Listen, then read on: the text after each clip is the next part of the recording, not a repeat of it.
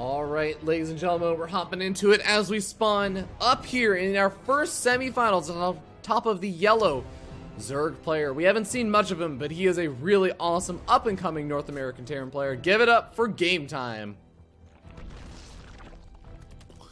Good timing on that intro with that extractor trick. And on the other side, representing Root Gaming, you saw his wonderful Terran. Let's see him play his race that he's not as familiar with. Give it up for JimRising. All right, now it's time to come back to Earth. Fear Dragon, are you here with me? I am barely here with you. Very, very barely. But talking about ZvZ, one of the big things that I always like to bring up is the fact that, you know, when we do end up seeing hatch first versus pool first in this matchup, it does make a difference. Unlike in Heart of the Swarm, where it was so close in how the economies ended up working out between the two, that oftentimes it wouldn't make a big difference which one you went for, but it does make a difference. There is a nice economic lead that you do get when you go for a hatch first in Legacy of the Void. At least that's what I've been told by both Fenner and Katz and a couple other Zerg players. All right, seem like knowledgeable dudes, you know. Yeah, I trust them on this. Go blame them if I'm wrong. Don't sue me, sue them. Yeah, well, the person who will get that advantage is going to be Game Time, who went for that hatch first, while JimRising did go for the pool first. But he does have his gas a bit earlier too, so he will have the advantage of having the opportunity to either get that speed in the Baneling Nest, or hey, if he's feeling cheeky, he could go for a really fast lair, as it is Dusk Towers. Sometimes you won't expect that crazy aggression like the Ling Bane phase. But anything is possible here. Yeah. As it is ZvZ. One really common thing that we end up seeing is a lot of the early Zergling, Baneling aggression. And JimRising is a fairly aggressive Zerg player in general. I would say that he is one of the players that definitely likes that kind of early stage of aggression. Even when there have been stages of ZvZ where you didn't necessarily need to go for the aggression, he would still really like in going for that kind of early aggression. So I wouldn't be surprised to see something like that out of him, but Scarlet is the Zerg player who can hold off Ling Baneling all-ins from the one and only No Regret, the self-proclaimed best Zerg Ling Baneling controller in all of North America. Yeah, but unfortunately, poor Scarlet is not in this match. Oh my god, I keep doing that in my head. She's in, yep, nope, she will never Game leave Time, your head Game for Time. the rest of the week after that series. The two ones that she played, forever in my heart. Yeah, man. We were just following her so much. Those crazy games. I was like, okay, back to normality. Like, surely we'll get to see Scarlet now that she's going back and playing for realsies. But, hey, you were right here, Fear Dragon. 18 Lings are coming out of here from Game Time, who is taking that third base. And a lot of the times when I see this, it's not only just to put pressure on, but it's also kind of like a safe play. Around the time speed finishes in the Baneling Nest, if you just drone up here and your opponent goes for a big wave of Lings and Banes, you cannot hold your third base. It just doesn't happen. You just lose it straight up. Zergling does spot out not only the fact that there's only two bases over here, but I think also most importantly scouts out that spine crawler, which may be a little bit of a reveal. Just the fact that there was so little there. It's kind of interesting. I think the lair was no, the lair was not scouted. And these Lings are going to break on through. Both of the oh, that was a sick Baneling hit. First Baneling hit is really awesome. JimRising is going to see these Banelings trying to morph in over here. I don't think that one of them shouldn't end up finishing, which means that these Banelings will not be able to one-shot drones. And actually, neither of them end up finishing. But more Zergans coming on in. JimRising holding the line. He's holding the line, and Game Time is going full all-in with this, it looks like. No signs of taking a lair, but he is continuing to mine gas, and he's going to use that just for Banelings. Oh, JimRising! The Lings are trapped! Oh, this is so difficult. Oh my god, a huge hit over there. JimRising losing a majority of his workers, or sorry, Lings. But at the same time, Game Time going to have a hard time moving up this ramp. JimRising so far, they're going to try to take out the spine crawler, and it goes down. Oh man, Game Time once again trying to hide these Lings, turn them into Banelings on the right side. Oh, but the Spire, it's done, I think. The Spire must be done, or did he cancel it? No, Spire's just starting. Spire never started. Oh, then he's not waiting for anything. He's just trying to survive. Yeah, I mean, he's been investing almost all of his gas into that as well, into these banelings to try and survive, but he's done a pretty good job of it so far. He also has a drone lead, even if he doesn't have a third. I feel like with the Spire also now coming out, if he can just hold on a little bit longer, he's going to be at a really, really nice advantage. Yeah, and I think GameTime is assuming that the Spire has been in production for a bit, so luckily for him, it hasn't been, but these hits are just too good for JimRising. He's holding way too efficiently right now for this to actually be effective. Oh, yeah, I think JimRising is going to be a pretty damn good spot, even feeling comfortable enough to squeeze out a few more drones there. Yeah, GameTime doesn't want to use up these banelings to try and bust down the wall in it. Oh, God. Not the best trades over here for GameTime. JimRising, player that's very experienced with that kind of aggression and definitely has some pretty good control because of it. He's got some really good control this game. He is going to lose one more queen, maybe. Is potentially going to go down, but there is another queen to fill the gap. Oh!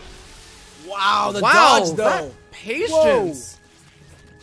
That patience from JimRising maybe backfiring a little bit, as all these Zerglings and the Banelings are going to get into the mineral line, softening up a lot of the drones. The Spire has completed. A couple of those drones do go down, but only 4 workers have died so far this entire game. Yep, GameTime did drone up a bit, and it looks like he has done satisfactory damage as he is going to be going into the lair, and he's also starting to chill out just a little bit too. Still making units because he doesn't want to die to the counterattack, but taking additional gases, and I don't know where he goes from here, you know? He hasn't dropped down a Roach Warren or anything like that. Like, maybe he'll drop a Hydra Den and an Infestation Pit. I don't think he can go mutas after that. Maybe he can because he does have the third base and he can start mining more gas, but it's kind of a general rule of thumb to try not to go mutas after your opponent is already on them, unless you do crippling damage that totally wrecks their economy. That's going to be kind of difficult to do, but JimRising is starting to run out of these banelings.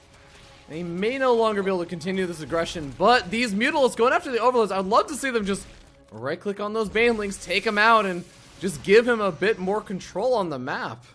Yeah, that's basically what he did there, you know?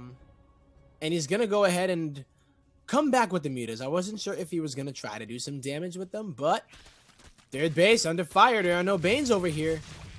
Oh, this could get canceled. Well, GameTime knows that. Oh, the Lings do have a small little choke point where they could flood on in through, but the Zerglings for JimRising cleaning that up. He's kind of looks like he was trying to decide if he wants to just right-click down the third. He realizes that he's not going to be able to. He ends up losing almost all of these Zerglings and not the most cost-effective trade. Into the main, the Lings do go, but it's just not a lot. There's really not a lot here to actually do damage into the mineral line of JimRising. JimRising is down by about 8 drones, but he does have the mutas in the sky, and there are how many Spore Crawlers out? There are no Spore Crawlers out. Oh my God! Well, the Hydras are coming out. I don't think he's taking this seriously. Yeah, Hydras are already out. No, in pretty decent numbers. He needs to keep them all together. It's very important, but that's a lot of mutas. He could dive on them.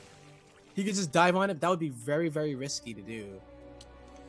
Yeah, I think that's going to be a really, really scary thought to go for. He's going to try and just get free pickoffs wherever he can. Kills off a queen here. Kills off a couple of stray Hydras. Oh, engaging a little bit too aggressively over there. May end up losing a couple more Mutalisks than he really wants to. No, he's diving. And that's all she wrote, I think. The other Mutalisks are going to reign supreme. There is no anti-air. Oh my God. Did not anticipate it. But JimRising, knowing the matchup better than I. Yeah. Well, his holds were like really impeccable.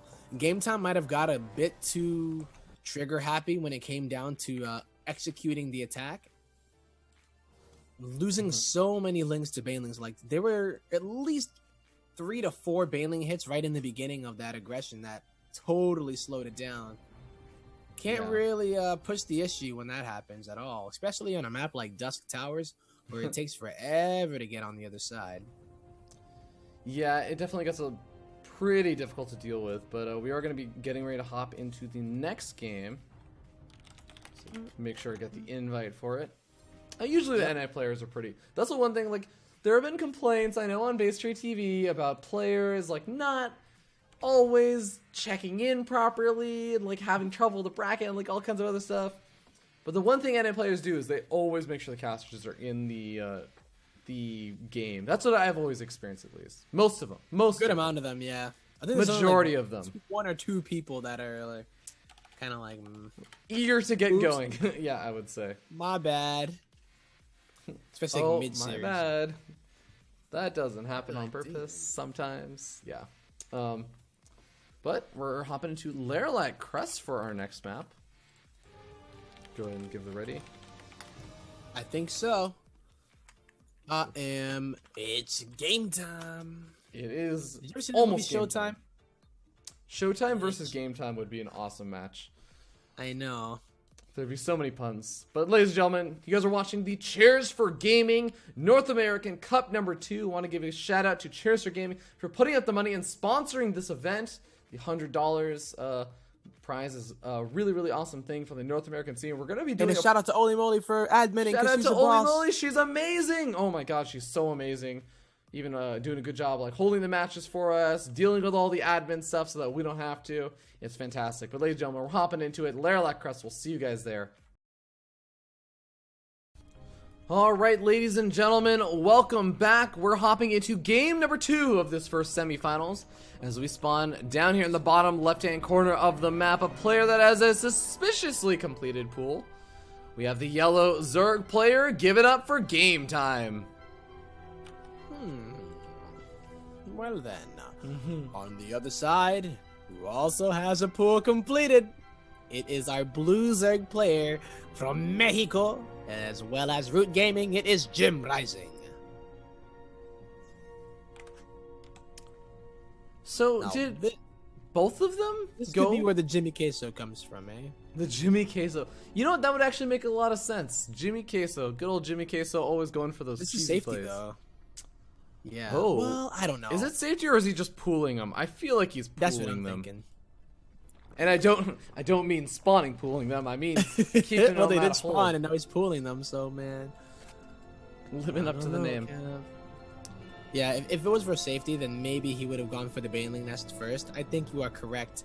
And then he's using as much of time for his overlords to go and scout. But he's not going to get lucky with any of the scouts here. Neither of them are.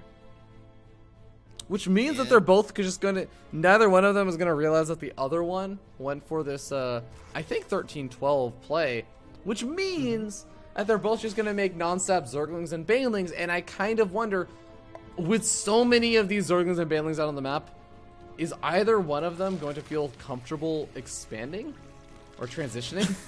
I don't know. It's gonna be real. Oh well, that's the first awkward moment, by the way, where the two lings the two players do meet each other in the middle of the map. Luckily for JimRising, it wasn't at his base, because now he has time to make Banelings right now.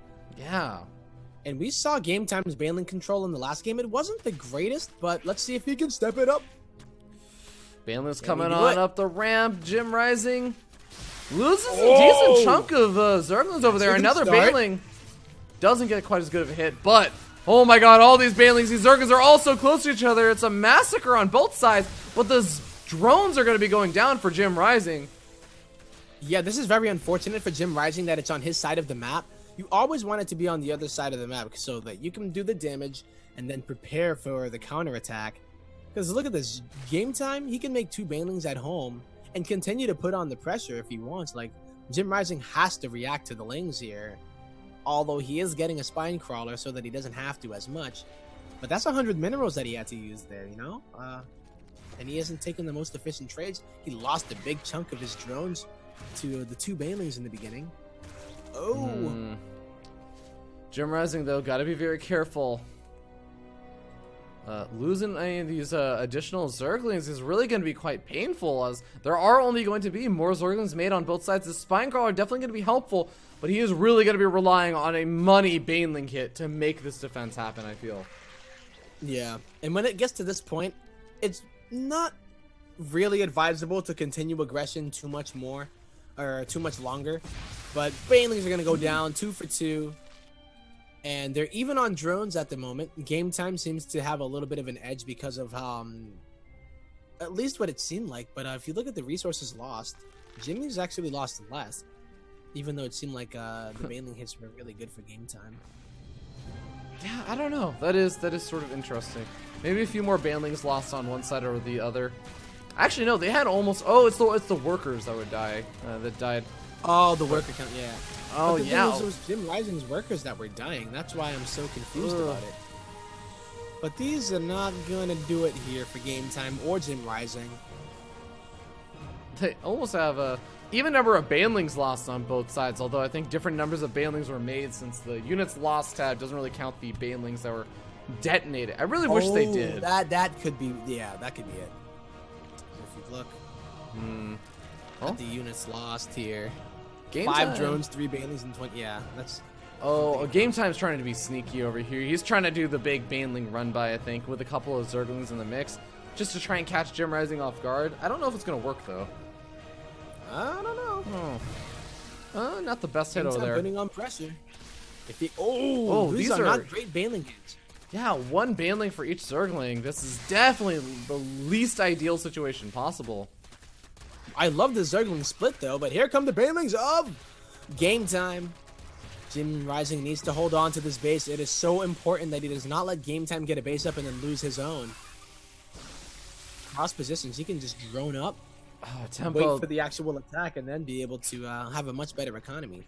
I mean, this game feels kind of even-ish though, and we're sitting at a point where it's like almost 6.5 minutes into the game, and they're finally establishing that natural expansion. It's like the slow transition of a normal ZvZ game. I know. But look at this. Not one base, but very early lair. Out of Game Time. He barely has any drones to actually saturate anything. But if he can get mutas out, even if it's only like 4 to 5, I think he could be in a pretty decent spot while as far as control goes. And then forcing JimRising to react by either all-inning him or making spore crawlers, which would mean that he most likely would fall in the drone count to a point where he is even below that of Game Time. Even further. Game Time's actually pretty heavily supply blocked. There we go, starting up 2 of those overlords. He's been supply blocked for a little bit, which is kind of painful, I guess, in this situation. But you know, lose a banelink here and there, just free up some supply. But that wouldn't do it, though, would it? Losing a banelink? Losing a banelink. Yeah. I said making a banelink. No. That'd be great, man. If banelings didn't take up supply. No, if they actually like decrease supply, that would be insane. So what, they go to a quarter supply instead of half a supply? Yep. That'd be insane, The man. most cost-efficient unit of all time that blows its own self up. That And then it gives not you sure supply cost when it efficient. dies. Not sure cost efficient or supply efficient tempo. All Well, the right. Spire is on the way here for Game Time. JimRising has the idea though too, so he's getting his lair up at the same time. Not at the same time. It is later. He has a his gas lot bank- more gas. Yeah. So even if the Spire is gonna be earlier here, it's for Game Time. He just doesn't really have the crazy gas bank that JimRising does, and JimRising's already mining from all 4 gases, so it's not even like he's gonna catch up. You know, Game Time. Yeah, on It's all top gonna of be that, initial burn. I mean, sometimes you kind of say like, well, you can start up on that Mutalist production a little bit earlier, and maybe there just won't be the larva to catch up. But honestly, both of these players are not going to be making an absurd number of Mutals when their Spires pop out. I think actually JimRising is going to be making a pretty crazy number if he doesn't make any more banlings. He's going to be able to make like 11, 12 Mutalists really quickly. I think the fact that it is cross position is going to be pretty good for JimRising as well.